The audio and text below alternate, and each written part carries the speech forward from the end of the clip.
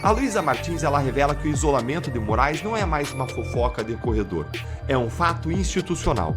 A coluna diz textualmente que Lula não é o único a tomar distância e que até dentro do STF o ministro já está sozinho. Ninguém consegue achar normal o que está acontecendo. E aí, assim, de novo, você tem que seguir a regra, né? O sergipano aqui, Aires Brito, ex-ministro do Supremo, diz é o livrinho. Tem que seguir o que está no livrinho. O livrinho é a Constituição. A Constituição tem um arranjo para corrigir esse tipo de problema. E esse arranjo se dá no Senado, através de comissões parlamentares de inquérito e processos de impedimento, impeachment. Nunca foi feito em 200 anos? Não, nunca foi feito em 200 anos. Mas essa hora está chegando. Sejam bem-vindos, o meu nome é Bruno. Deixe o seu like e inscreva-se no canal.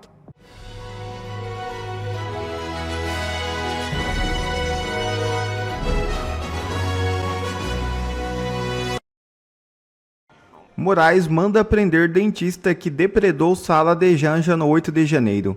Idoso foi condenado a 14 anos de prisão. É isso mesmo. O ministro Alexandre de Moraes do Supremo Tribunal Federal determinou no dia 8 de abril que a Polícia Federal prenda o dentista Vitório Campos da Silva, de 73 anos. Ele foi condenado a 14 anos de prisão por depredar o gabinete da primeira-dama Janja da Silva, durante os atos de 8 de janeiro de 2023, no Palácio do Planalto. A condenação foi definida pela primeira turma do STF e o processo transitou em julgado, o que significa que não cabe mais recursos. Com isso, Moraes determinou o início imediato do cumprimento da pena em regime fechado. Imagens registraram o dentista dentro do Planalto durante a invasão. Segundo a investigação da PF, ele apareceu depredando o gabinete usado por Janja. Vitório está em prisão domiciliar desde novembro de 2023. Ele havia sido preso em março do mesmo ano. Mensagens encontradas no celular do suspeito também indicaram incentivo à mobilização de manifestantes e pressão sobre as Forças Armadas para um golpe. Conselheiro de Trump publica foto prendendo Moraes. Nesta sexta-feira, o conselheiro de Donald Trump, Jason Miller, compartilhou em suas redes sociais uma foto feita por inteligência artificial que mostra ele prendendo o ministro Alexandre de Moraes do Supremo Tribunal Federal. Na legenda da publicação, Miller escreveu: "Os haters vão dizer que isso é IA." Miller faz várias críticas ao ministro brasileiro pelas redes sociais. Na última segunda-feira, ele afirmou que Moraes é trapaceiro e será preso. Ele também disse que o presidente Lula é fantoche da China. Alexandre de Moraes é um vigarista e logo estará na prisão. O atual presidente Lula é um fantoche da China e está traindo o hemisfério ocidental, escreveu Miller. No mesmo post, o americano afirmou que o senador e pré-candidato à presidência Flávio Bolsonaro é o único que pode salvar o Brasil. Alexandre de Moraes prova do próprio veneno. Ninguém põe a mão no fogo por ele. Essa análise de agora vai te encher de esperança para começar bem o seu domingo e a sua semana. Porque Moraes está enfrentando o espelho. A imagem que voltou do espelho é a mais incômoda possível. Então, bom dia, bom dia, bom dia. Que você tenha um domingo abençoado e abençoador. Você vai ou foi à igreja hoje? Me conta aí nos comentários. Eu tô saindo em minutos pro culto da minha igreja. Não deixa de ir não. Como eu disse ontem lá na Jet Church em Chapecó, onde eu preguei para homens, e até postei um trechinho lá no meu Instagram, a brasa longe do braseiro, ela se apaga. Nós somos influenciados pelas pessoas ao nosso redor. Importante você estar lá hoje também na sua igreja, no seu culto, na sua missa. Hoje é dia de estar no braseiro. E vamos lá. A jornalista Luísa Martins publicou hoje na Folha de São Paulo uma coluna que você precisa ler aqui comigo, porque ela traduz numa frase o que está acontecendo no Supremo. Se Alexandre de Moraes estivesse julgando um caso igual ao Master, ele trataria com a mão de ferro, com a mão pesada. O julgador severo acaba de topar com o próprio veneno e não existe mais uma redoma, uma proteção, uma blindagem agora para salvá-lo, como eu vou te mostrar. Presta atenção aqui no raciocínio da Luísa Martins nesse artigo. Se Alexandre de Moraes do STF se deparasse com uma troca de mensagens entre uma alta autoridade pública e um empresário enrolado até o pescoço em um esquema bilionário de fraudes financeiras, seria pouco provável que não tratasse esse caso com todo o rigor. O ministro, que construiu a sua reputação sobre o alicerce da severidade, está agora diante de um espelho incômodo. As repercussões do caso do Banco Master, que lhe dizem respeito viagens, contratos de parentes e menções no celular do ex-banqueiro Daniel Vorcaro, merecem ser tratadas com a mesma obstinação. Gente, me diz por favor, quando seria possível ler alguém na grande imprensa falando isso? Ainda mais na Folha de São Paulo. Principalmente uma jornalista de bastidor que depende justamente de altas autoridades como justamente Moraes para ter acesso a fontes, receber informações e publicar colunas como essa. Nunca! E a Luísa, ela falou mesmo assim e ela colocou o dedo na ferida, mostrando como que os ventos realmente mudaram e como Moraes está enfraquecido. E o pior, para o ministro não é algo que veio de fora o pior problema, é o que está vindo de dentro da corte dele. A Luísa Martins, ela revela que o isolamento de Moraes não é mais uma fofoca de corredor, é um fato institucional. A coluna diz textualmente que Lula não é o único a tomar distância e que até dentro do STF o ministro já está sozinho. Sozinho. O homem que escolhia com quem dividir a mesa foi empurrado agora para o canto dela. Ele está aí sentando sozinho no recreio da escola porque ninguém quer ser visto junto com ele. Só que aqui não é uma razão de bullying não, mas de reputação e de sobrevivência institucional. E o pior de tudo, para Moraes, é que ele não é o relator do caso Master. É o ministro André Mendonça. E essa é uma posição extremamente incômoda para ele. Ele não só não tem a caneta, ele não tem como arquivar, não tem como pautar, não tem como segurar. Ele virou ali um réu técnico sem arma que ele sempre usou, que era o próprio processo. Mas, além disso, o caso não está nem na turma dele, que é a primeira turma, mas está na segunda turma, onde ele fica agora dependendo do Gilmar Mendes, porque o Toffoli se afastou do caso.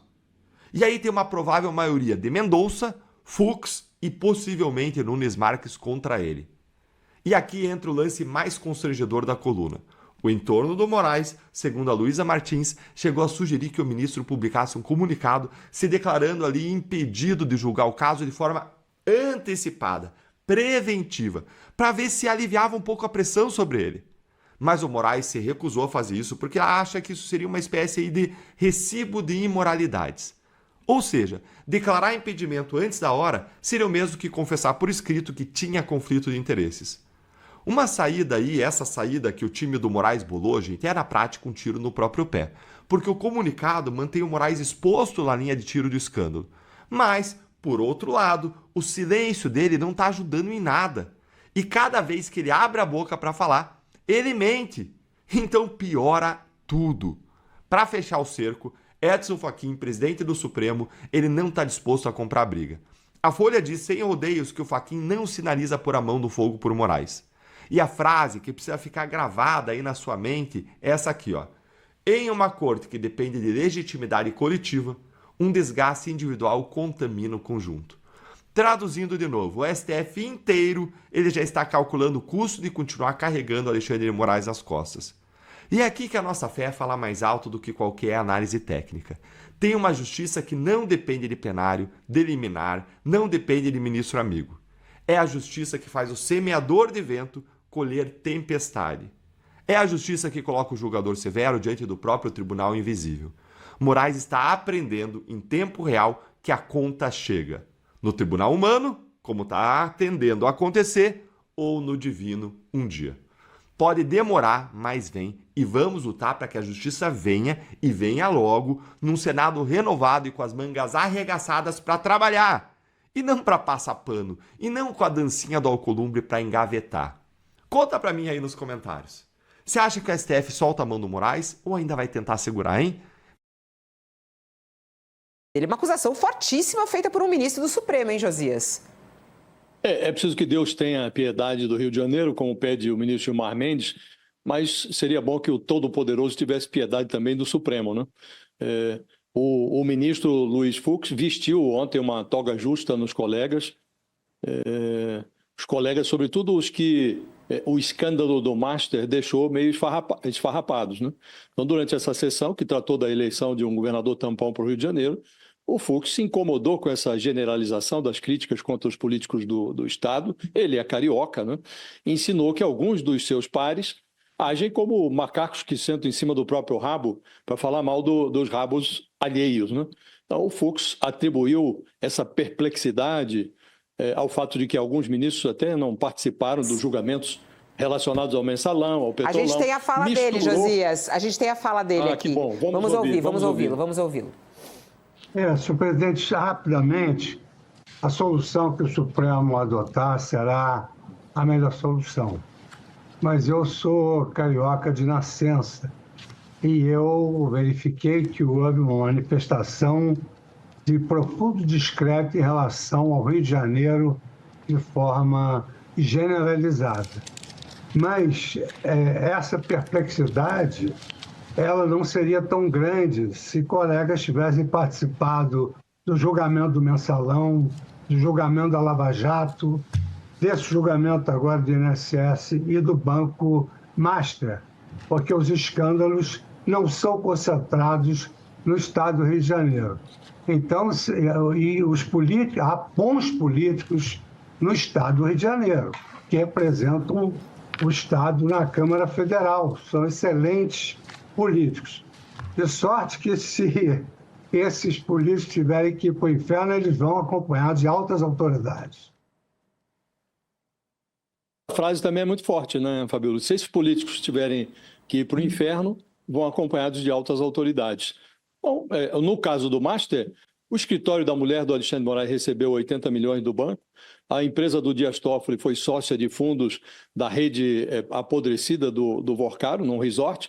O Gilmar Mendes viajou num jato do dono desse falecido Banco Master, e de resto tem até uma consultoria que assessorava o Master e que subcontratou o escritório de advocacia de um filho do Nunes Marques. Então, tantas conexões ajudam a explicar o silêncio que se ouviu depois que o Fux tratou o plenário do Supremo como uma antessala do inferno. Ele está prenunciando, ele está dizendo, olha, vai para o inferno também. Então, se os políticos do Rio vão para o inferno, vão ter companhia lá de altas autoridades. Um ministro do Supremo, antigamente era o bolsonarismo que atacava o Supremo, hoje tem um ministro do Supremo tratando o plenário do tribunal como uma antessala do inferno, Fabíola. Está aqui para receber o senador Alessandro Vieira, já conosco ao vivo aqui no nosso All News. Ele chega bem nessa hora, é crime para tudo quanto é lado, tanta gente envolvida. Senador, bom dia, seja bem-vindo. Bom dia. É forte, né? A gente ouvir aí da boca de ministros do Supremo Tribunal Federal essa situação, né? Como é que o senhor analisa aí o que a gente acabou de ouvir, tanto de Gilmar Mendes quanto de Luiz Fux? Os escândalos no Brasil eles chegaram numa proporção que é absolutamente impossível jogar tudo para debaixo do tapete. Não tem tapete para esse tamanho todo. E o que o ministro Fux relata é o que o Brasil está vendo já há bastante tempo.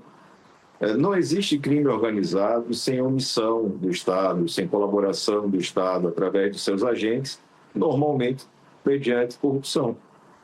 Isso é simples, é claro como a água.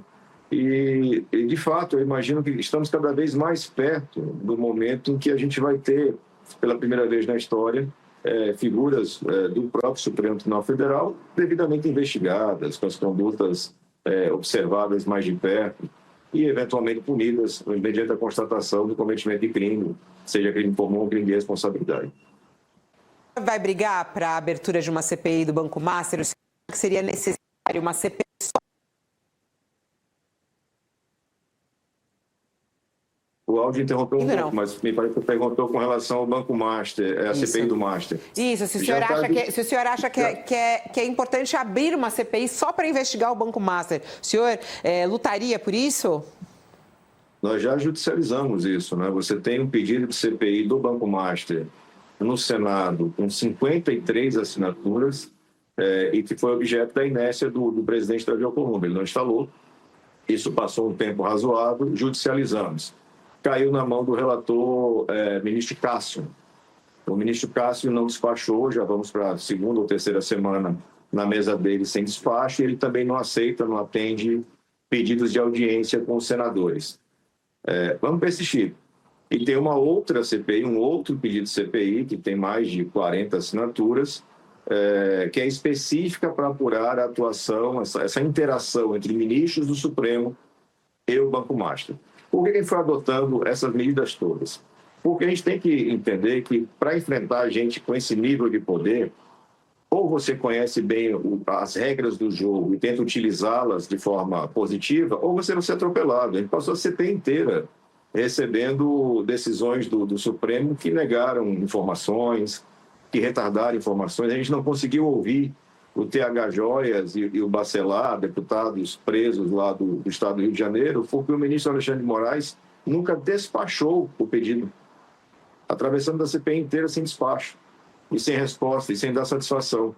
Mas esse tempo está acabando. Essa turma que confunde toga com capa de impunidade tem tempo contado.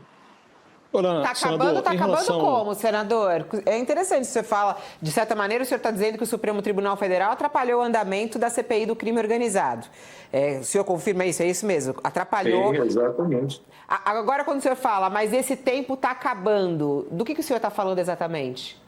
Eu estou falando daquilo que foi retratado ontem na própria sessão plenária do Supremo. São escândalos grandes demais, são condutas absurdas demais, até para o nosso padrão brasileiro de tolerância total com absurdos. Ninguém consegue achar normal o que está acontecendo. E aí, assim, de novo, você tem que seguir a regra, né? O sergipano aqui, Aires Brito, ex-ministro do Supremo, diz o livrinho, tem que seguir o que está no livrinho, o livrinho é a Constituição. A Constituição tem um arranjo para corrigir esse tipo de problema, e esse arranjo se dá no Senado, através de comissões parlamentares de inquérito e processos de impedimento, de impeachment. Nunca foi feito em 200 anos? Não, nunca foi feito em 200 anos, mas essa hora está chegando.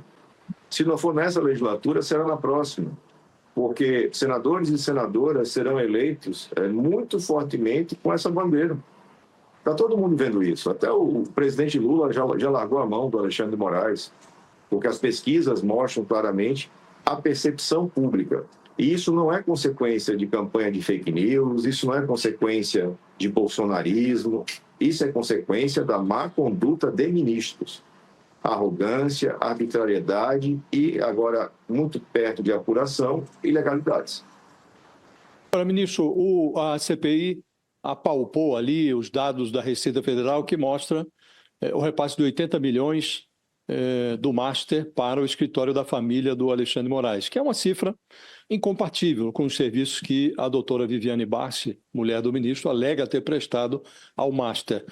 No caso do ministro Dias Toffoli, os senhores quebraram o sigilo da empresa do ministro e essa quebra de sigilo foi derrubada. Depois os senhores quebraram o sigilo do fundo que repassou lá, supostamente 35 milhões, comprando a participação da empresa do ministro num resort, também foi derrubado pelo ministro Gilmar Mendes.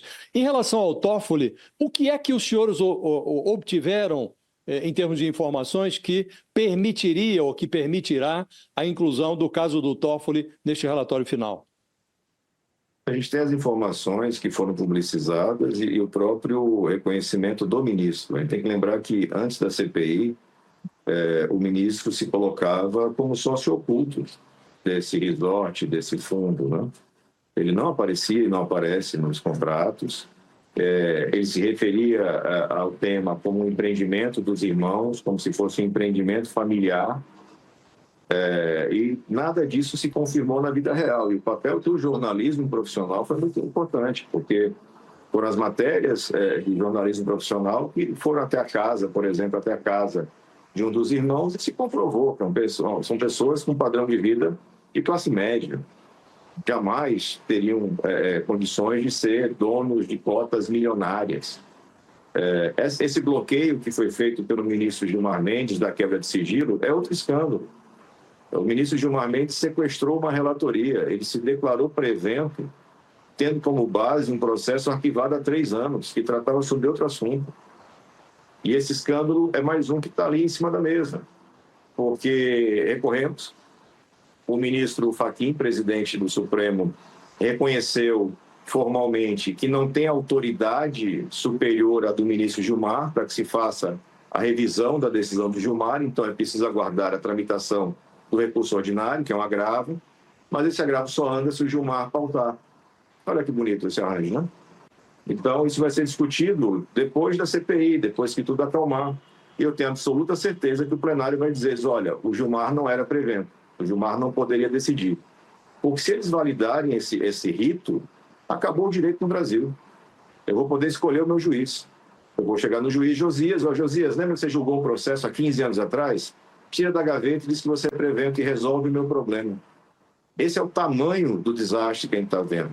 A gente está vendo ministros praticando atos translocados na judicatura, né, como decisores, totalmente fora de qualquer padrão razoável. Então, o ministro Alexandre muda as regras de sessão e acesso aos RIFs, aos relatórios de inteligência financeira do COAF, indo na contramão da opinião do próprio ministro Alexandre 6 meses antes. Ele pauta agora, tenta levar para a pauta um processo que vai mudar as regras da delação premiada, e tudo isso claramente em defesa própria. Então, não dá para... Esse elefante não cabe debaixo do tapete. Obrigado a você que assistiu esse vídeo até aqui. Deixe o seu comentário e não se esqueça de se inscrever no canal e deixar o seu like. Até a próxima!